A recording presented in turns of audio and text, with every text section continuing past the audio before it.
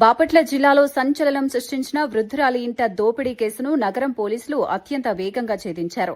అల్లప్పర్రు గ్రామానికి చెందిన 85 ఏళ్ల ఆలపర్తి వెంకటరత్నమ్మ ఇంట్లోకి చొరబడిన దుండగుడు నగదు, బంగారు ఆభరణాలు దోచుకెళ్లిన ఘటన కలకలం రేపింది. బాధితురాలి ఫిర్యాదు మేరకు కేసు నమోదు చేసిన పోలీసులు ప్రత్యేక బృందాలతో దర్యాప్తు చేపట్టారు. టెక్నికల్ ఇంటెలిజెన్స్ ఆధారంగా నిందితుడు మెండు చంద్రశేఖర్ను మోపీదేవి టోల్ ప్లాజా వద్ద అదుపులోకి తీసుకున్నారు.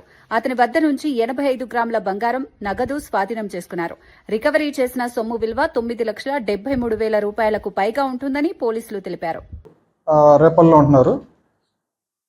ఆ సమయంలో మధ్యాహ్నం 1 గంటల సమయంలో ఒక వ్యక్తి వెళ్ళి ఆమెని బలవంతంగా బెదిరించి ఆవిడ దగ్గర ఉన్నటువంటి 4 గాజులు, బంగారపు గాజుల్ని, ఒక నాన్ తాడు ఒకటి, ఒక చైన్ ఒకటి, అలాగే 1,25,000 క్యాష్ తీసుకొని దోపిడీ చేసుకొని పారిపోవడం జరిగింది.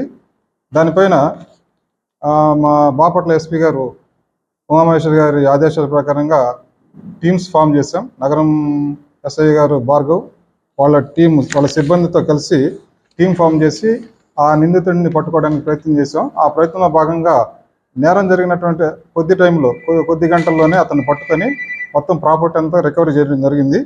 అతని పేరు ఏంటంటే, ముద్దాయి పేరు మెండు చంద్రశేఖర్ అని, ఇక్కడ మన రేపల్లిలోనే అరవపల్లి రోడ్లో ఉంటాడు. అతను ఏంటంటే అప్పుడప్పుడు ఫోటోలు తీయడానికి, వాళ్ళ ఫంక్షన్లో ఫోటోలు తీయడానికి వెళ్తూ ఆ ముసలాం ఒంటరిగా ఉండడం గమనించి ఈ యొక్క దోపిడీకి పాల్పడ్డాడు. అతని దగ్గర నుంచి మొత్తం కూడా రికవరీ చేస్తాం. పాత కేసులు ఉన్నాయి కూడా వెరిఫై చేసాం. అవి ఇంకా కొన్ని రిజల్ట్స్ రావాల్సి ఉన్నాయి. ప్రస్తుతానికి అతన్ని అరెస్ట్ చేసి ఈరోజు కోర్టులో ప్రొడ్యూస్ చేస్తున్నాం.